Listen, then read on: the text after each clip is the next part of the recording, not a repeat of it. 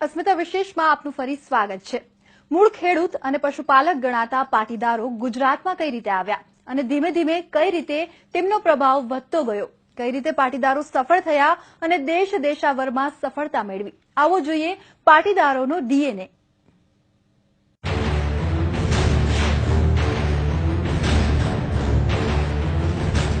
પાટીદાર જેણે પટ ધારણ કર્યો તે કહેવાયા પાટીદાર। પટ એટલે જમીન અને દાર એટલે ધારણ કરવું। ગુજરાતમાં પાટીદારો જમીનદાર છે અને કૃષિનું કામકાજ તેમની પાસે છે। તેનું કારણ છે 900 વર્ષ જૂના ઇતિહાસમાં પડેલી એક સત્ય કહાની। જે ગુજરાતમાં આવ્યા અને એ લોકોનું જમીન સાથે સંબંધ હતો। આ પાટી ઉપરથી પાટીદાર આવ્યું। જમીનની પાટી પટ્ટી જેને કહે છે એના ઉપર પાટીદાર શબ્દ બન્યો અને પાટીદારો જ્યાં જમીન છે ત્યાં બધે પાટીદારો વસ્યા પહેલા। એના વિશેની ઘણી બધી માન્યતાઓ સમાજમાં પ્રચલિત છે। એના ઘણા બધા પુસ્તકો લખ્યા છે। એ રામના બંને લવ અને કુશ બે પુત્રો હતા એ પણ વાત છે। એ સિવાય પણ બીજી બધી કથાઓ એની પાસે સંકળાયેલી છે। પણ મૂળ આ એક કુર્મી ક્ષત્રિય લોકો, કુર્મી ઋષિના વંશજો એ પાટીદારો અને એ લોકો ખેતી સાથે સંબંધ ધરાવનારા હતા। અત્યારે ન માત્ર ગુજરાતમાં દેશ અને દુનિયામાં પાટીદારોની બોલબાલા છે, પણ એક સમય એવો હતો જ્યારે ગુજરાતમાં એક પણ પાટીદાર નહોતો। એ સમય એટલે 12મી સદીનું ગુજરાત, જ્યારે ગુજરાતમાં સિદ્ધરાજ જયસિંહનું રાજ હતું।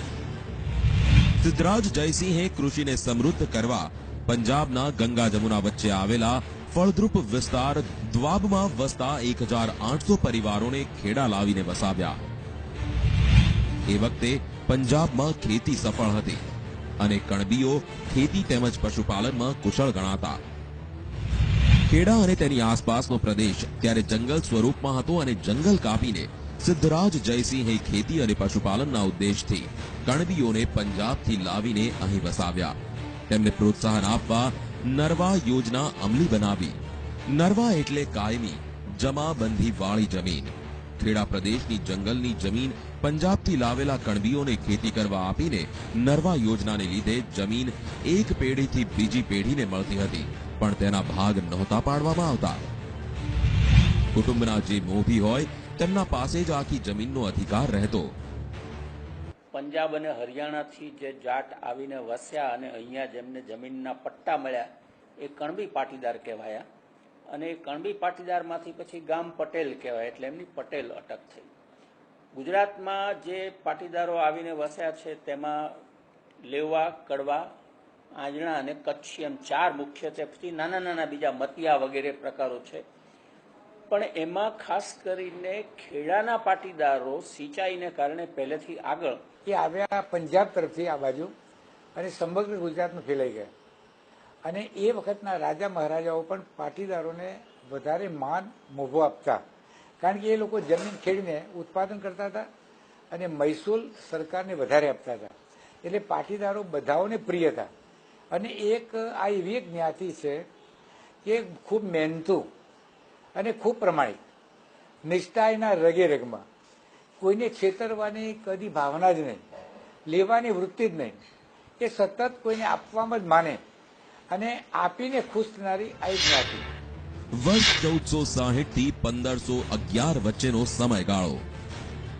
ગુજરાતમાં આ સમયગાળામાં મોહમ્મદ બેગડાનું શાસન હતું અને અલાઉદ્દીન ખિલજીએ ગુજરાત પર આક્રમણ કરીને ફેલાવેલી અશાંતિને ધીમે ધીમે બેગડાએ શાંત પાડી। ખેડા પ્રદેશમાં પાટીદારોને આખા ગામની જમીનના માલિક બનાવવામાં આવ્યા।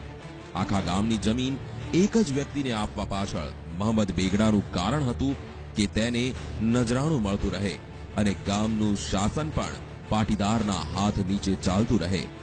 નજરાણું વસૂલ કરવાની વ્યવસ્થાના ભાગરૂપે જ પાટીદારો પાસે આખા ગામની જમીનની માલિકીનો હક આવ્યો।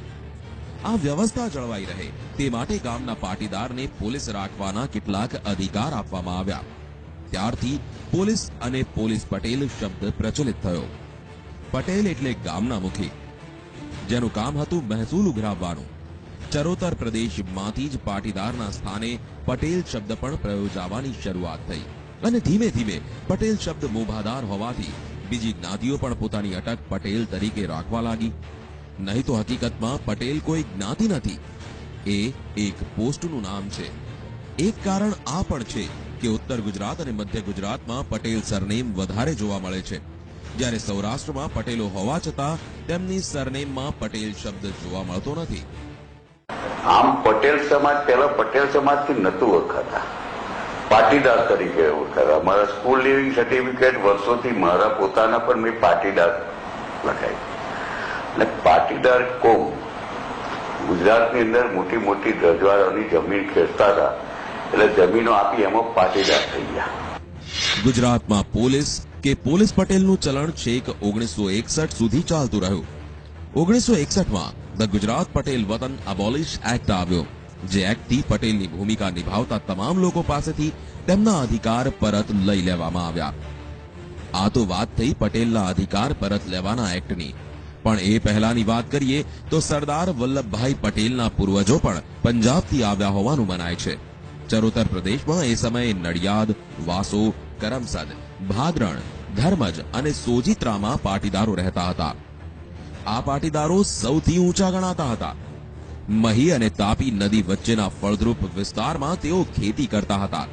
સરદાર વલ્લભભાઈ પટેલના પિતા ઝવેરભાઈ પાસે ત્યારે 40 એકર જમીન હતી અને ઝવેરભાઈ સ્વામિનારાયણ સંપ્રદાયમાં માનતા હતા. સ્વામિનારાયણ સંપ્રદાયની પણ પટેલો પર ખૂબ મોટી અસર થઈ. પાટીદારોને આ સંપ્રદાયમાં આવવાથી માનપાન મળ્યા અને ઊંચો મોભો મળ્યો. પાટીદારોના કારણે જ દેશ અને વિદેશમાં સ્વામિનારાયણ સંપ્રદાયનો વિસ્તાર થયો.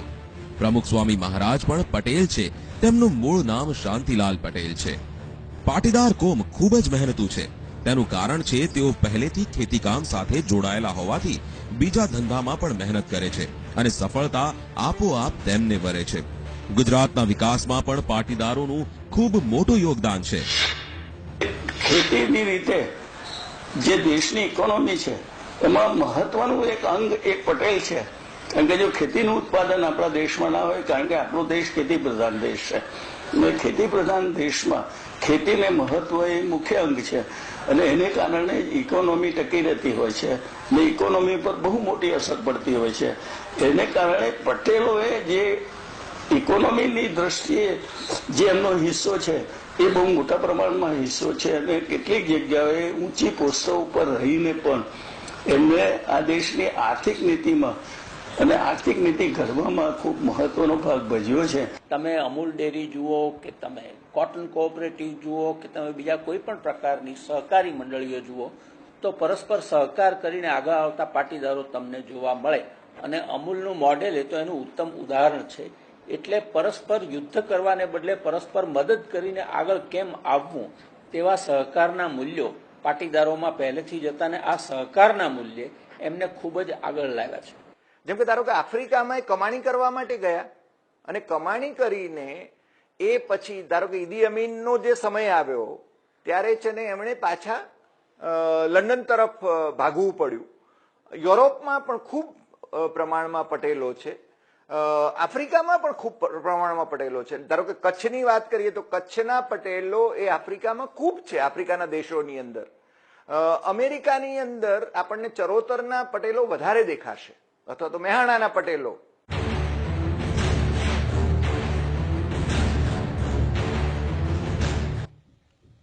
તો આ સાથે જ અસ્મિતા વિશેષમાં હાલ બસ આટલું જ. રજા આપશો. નમસ્કાર.